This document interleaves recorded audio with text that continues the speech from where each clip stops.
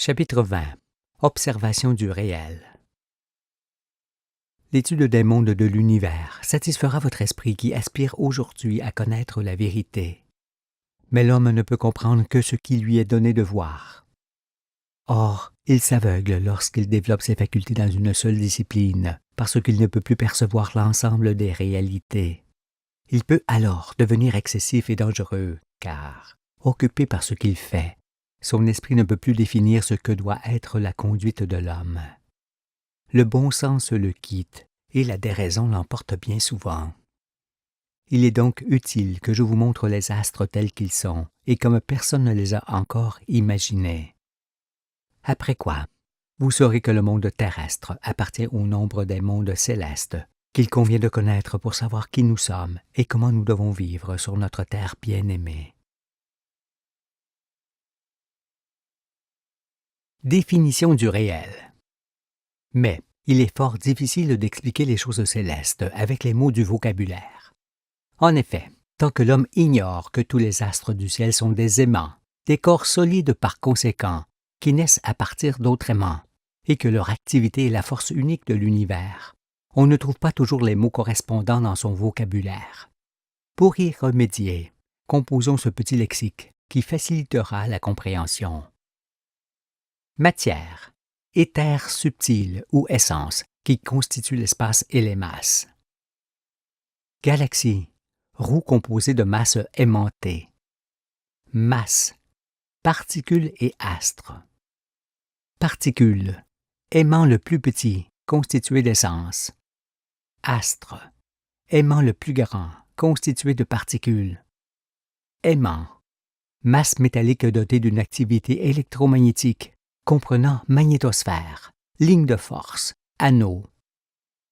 Magnétosphère, essence de l'espace qui descend sur l'aimant en faisant pression sur les corps et en donnant naissance à des corpuscules par condensation.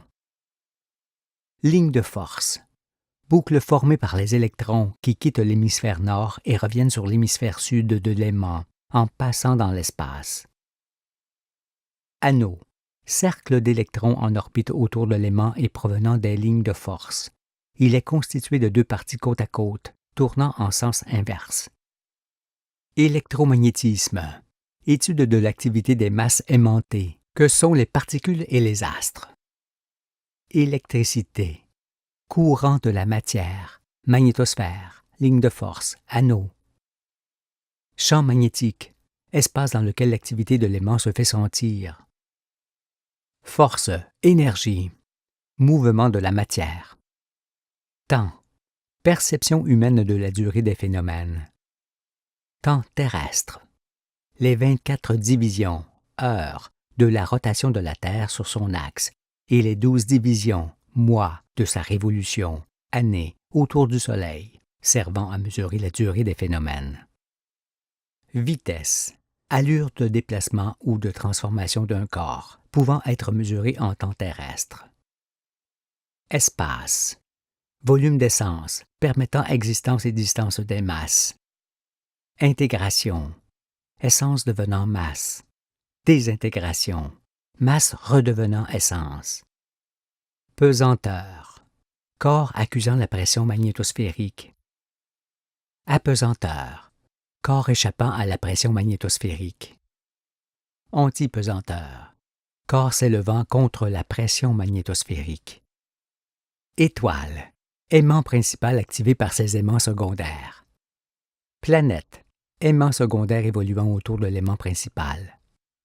Planétoile, planète étoile se préparant à briller. Neptune, Uranus, Saturne, Jupiter.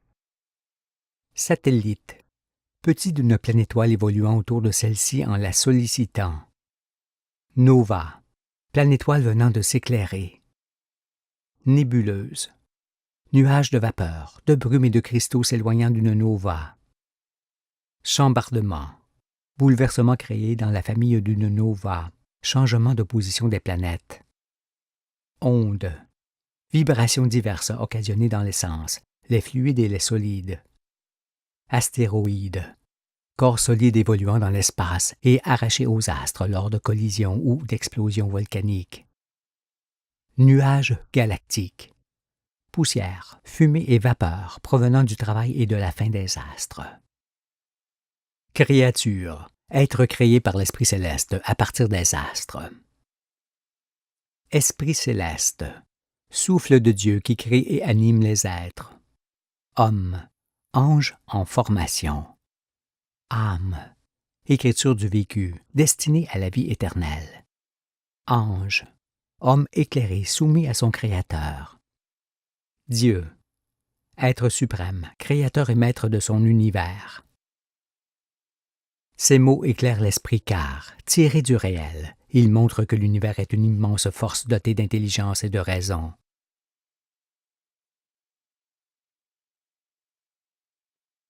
Composition des galaxies.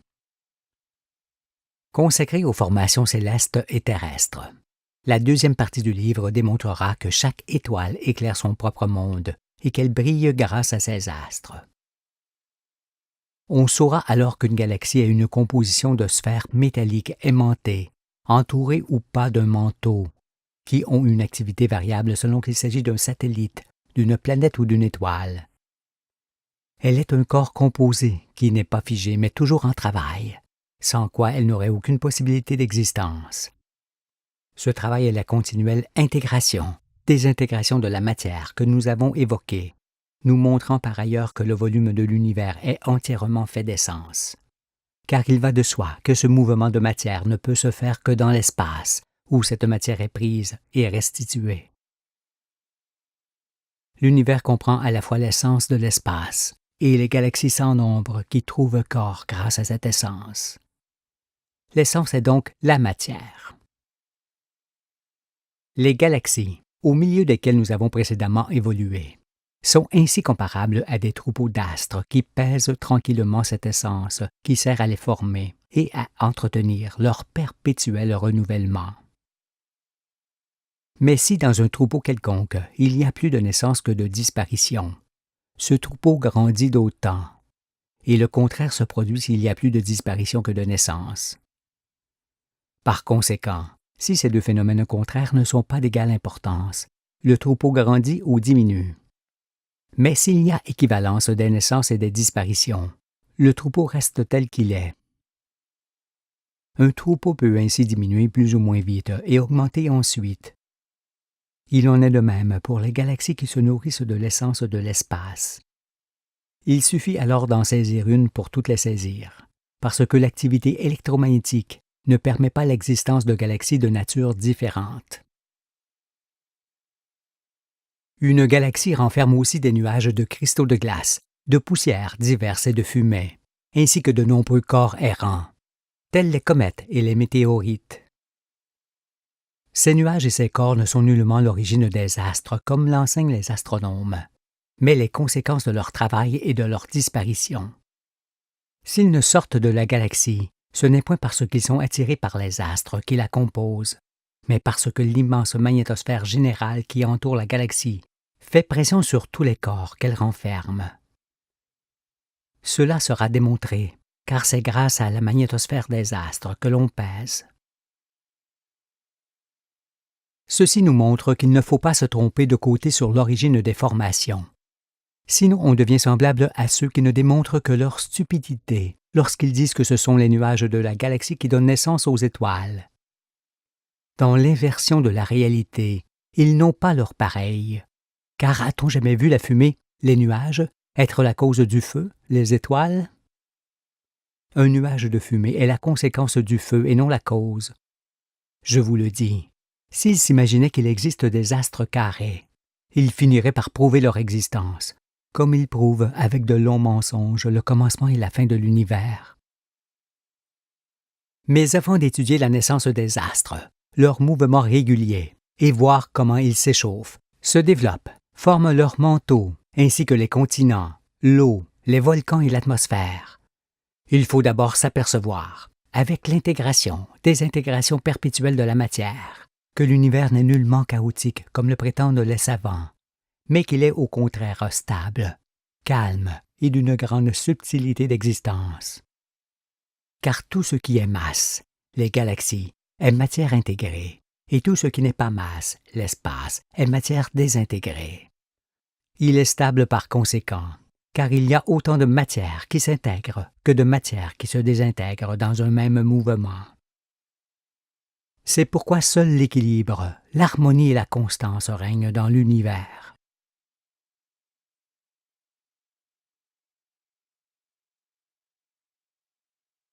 Aspect de la famille solaire.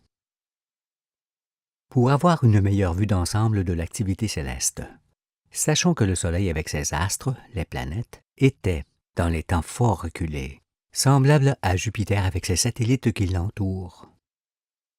Ces derniers croissent et se développent, et quand ils auront atteint la taille et le nombre de nos planètes, l'atmosphère de Jupiter explosera, en créant d'une part le chambardement dans sa famille, et d'autre part en éclairant ses astres. Lorsque cela se produira, Jupiter sera alors une étoile nouvelle dans le ciel, une nova, et une famille semblable à la famille solaire. Il aura également une planète qui se couvrira d'eau et sur laquelle viendront les hommes. Mais en vérité, il sera le dernier à briller. C'est Neptune qui brillera le premier, puis Uranus, puis Saturne, et Jupiter en dernier. Car ces astres, qui sont des corps solides, ont une activité similaire qui les conduit doucement à devenir étoiles. Tous suivent un processus identique et la même voie. Nous verrons prochainement que les astres sont tous des aimants et que ceux-ci sont composés d'une masse métallique entourée d'une magnétosphère, de lignes de force et d'anneaux créateurs et nourriciers. Sans exception, tous les astres naissent des anneaux d'une planète qui se prépare à briller. Lorsqu'on perçoit ces phénomènes, il suffit alors d'étudier l'activité électromagnétique des aimants de la famille solaire pour voir que les autres familles stellaires de la roue sont toutes comparables. Il est donc indispensable d'étudier l'activité électromagnétique de l'aimant, qui est la source de cette force incontestable avec laquelle tout existe et se meut. Mais il faut auparavant avoir à l'esprit qu'il n'existe qu'une seule sorte d'aimant, et que, de ce fait, il ne peut y avoir qu'une seule sorte de particules d'astres. Il n'y a que l'activité électromagnétique des aimants qui, pouvant être poussée à l'extrême, comme sur le Soleil, donne à ces aimants des tailles et des aspects différents. Mais ils sont de même nature et uniques dans leur genre. C'est pour cela que l'électron, le proton et le neutron, qui composent les atomes des astres, ne sont pas trois sortes de particules, mais trois aspects de la particule unique qui changent. Et il en est forcément de même pour le satellite, la planète et l'étoile. Car particules et astres sont des aimants qui changent de taille et d'aspect en fonction de leur activité. Or, comme il n'y a qu'une seule sorte d'aimant, c'est bien sur celui-ci que nous devrons nous pencher pour comprendre l'activité universelle, ainsi que l'univers entier, et c'est ce que nous ferons.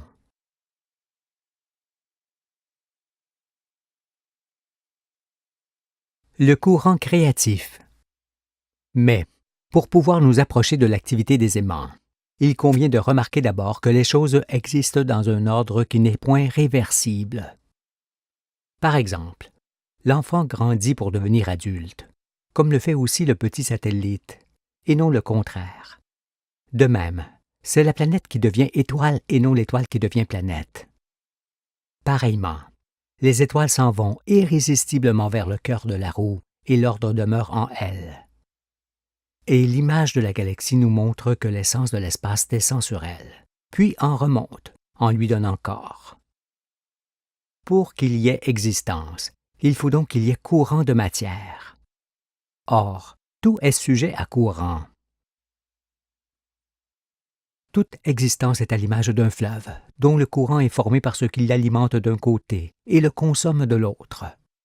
Ce qui est semblable pour un courant électrique ne pouvant se faire que par l'apport et la dépense continue de la matière qui le constitue.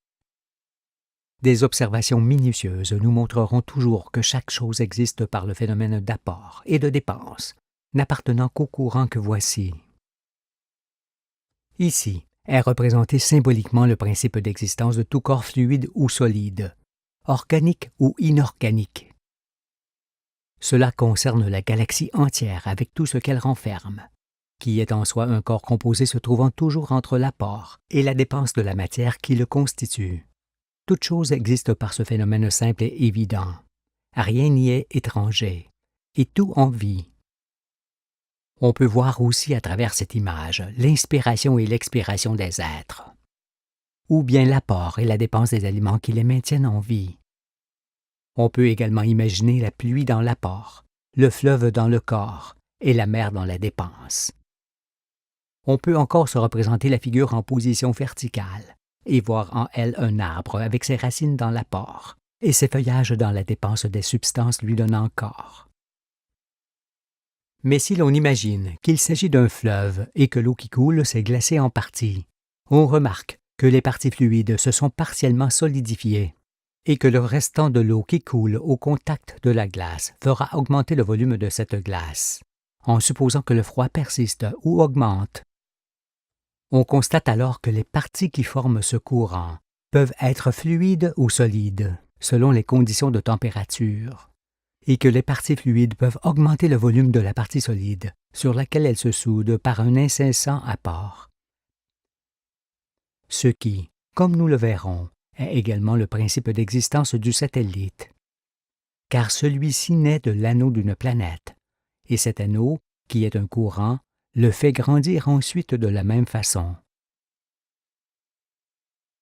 Quiconque peut remarquer qu'un homme, un arbre, un fleuve, un courant électrique ou un astre, ainsi que tout ce qui s'offre au regard, se trouve toujours entre l'apport et la dépense de la matière qui leur donne existence. Puisqu'il est évident que tout est à cette image, comment alors les astres ne trouveraient-ils pas existence par l'intégration, apport, et la désintégration, dépense, de la matière qui les compose?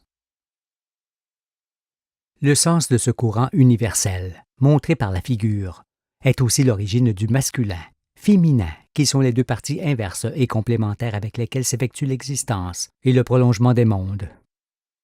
Car, comme l'homme et la femme donnent naissance à l'enfant, le Soleil et la planète donnent naissance aux satellites par le même principe.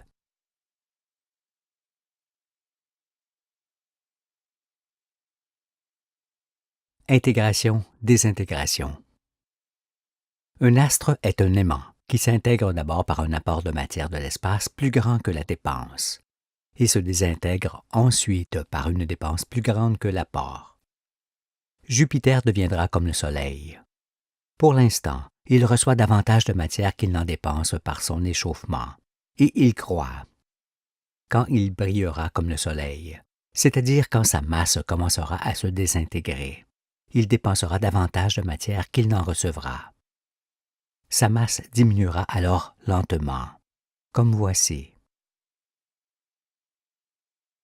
On voit ici, d'une façon simplifiée, l'essence de l'espace intégrer la masse d'une étoile, qu'elle fait croître, jusqu'au moment où cette essence retourne à l'espace en désintégrant cette même masse, qui subsiste tant que ce mouvement de matière s'effectue.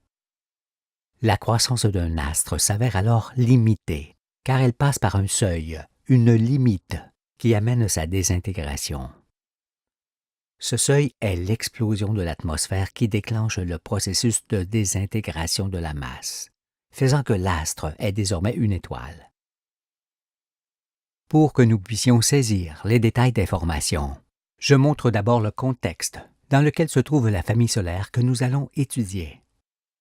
Jusqu'ici, nous avons mis en évidence que les étoiles n'étaient en vérité que des petits points lumineux se tenant espacés les uns des autres par leur souffle et se mouvant ensemble dans la roue.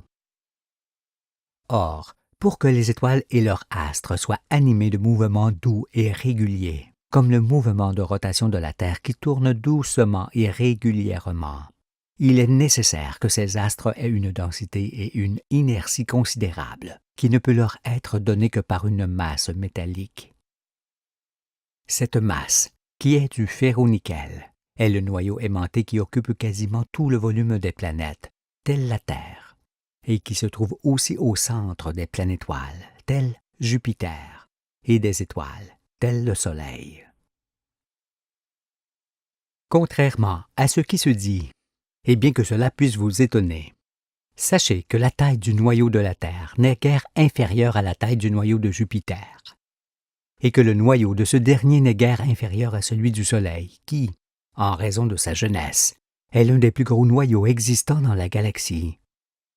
Il en est ainsi parce que l'activité des aimants ne permet pas de grandes différences de taille entre les noyaux des astres. Ce qui diffère beaucoup, selon les circonstances, c'est leur activité électromagnétique et l'atmosphère qui en résulte.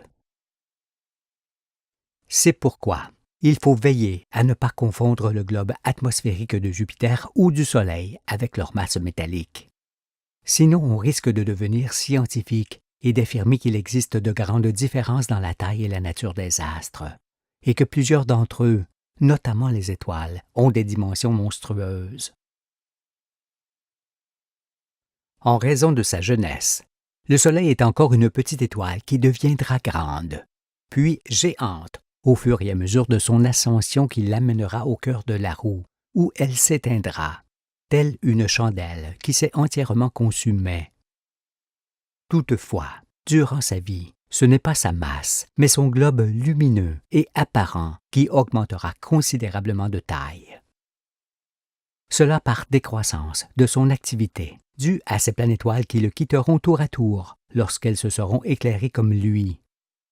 Ainsi, son globe grandira pendant que sa masse diminuera, comme on le voit sur la figure ci-dessus.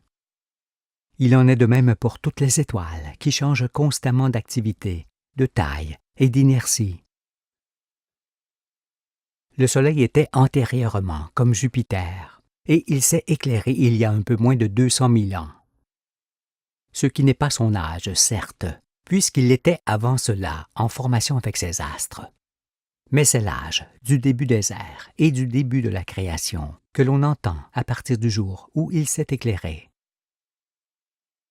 Dans le deuxième étage de l'arche, il apparaîtra que lors de l'éclairement du Soleil, les planètes furent plus ou moins bousculées de leur place, et que l'ordre originel dans lequel elles se trouvaient en fut quelque peu modifié. Le Soleil est donc une étoile jeune. Les ères, que nous visualiserons avec des figures explicatives, nous le certifierons. Ce qui toutefois se remarque sans elle, ne serait-ce qu'en raison des 4 planétoiles que le Soleil possède encore, et aussi parce que le monde ignore qu'il en est ainsi.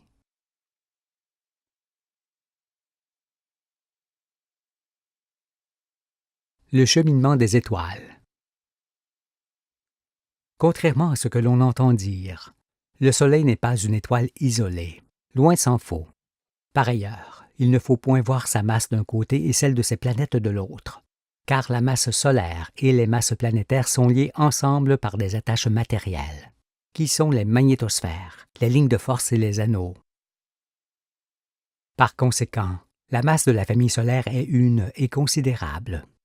Et en raison de sa jeunesse, elle est l'une des plus grandes masses qui soit dans la roue.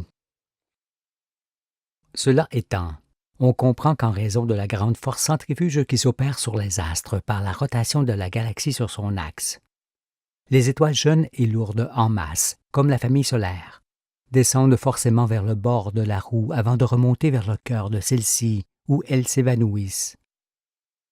En effet, la force centrifuge ne permet pas aux étoiles de remonter vers le bulbe de la galaxie tant que leur masse ne s'est pas allégée.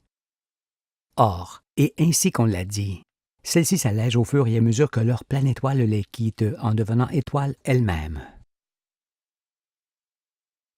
Mais comme le Soleil est jeune et possède encore ses 4 planétoiles, Jupiter, Saturne, Uranus, Neptune, qui alourdissent sa masse d'ensemble, on peut penser qu'il descend probablement encore vers le bord de la roue. S'il en est ainsi, une observation minutieuse nous montrera que les étoiles de notre branche se déplacent en grand nombre dans un sens, parce que c'est nous, avec le Soleil, qui nous déplaçons en sens inverse. Ainsi, les étoiles jeunes descendent d'abord en périphérie de la galaxie et remontent ensuite vers le bulbe où elles s'éteignent en bout de course. Car, après avoir épuisé la matière de leur masse aimantée, leur énorme globe lumineux implose et disparaît à tout jamais. Entraînées dans ce mouvement d'implosion vers son point central, les quelques planètes qui les ont accompagnées se fracassent les unes contre les autres, en ne laissant que des nuages de poussière de fer, de fumée de matière minérale et de vapeur. Ce sont ces nuages abondants que l'on observe dans la galaxie. À cet instant, c'est la fin d'une famille stellaire que l'on ne peut nullement voir depuis la Terre. Mais bien longtemps avant que cela n'arrive, les anges, dont le nombre n'a cessé de diminuer, quittent leur planète et s'en vont recommencer une fois encore leur vie sur une planète jeune et vierge, au commencement d'une étoile. Ce sont ces géants de l'esprit, ces fils de Dieu qui sont venus sur terre à l'aube du monde humain, comme il est dit dans la Genèse. Restez avec moi, et vous comprendrez comment cela est possible, et qu'il en fut bien ainsi.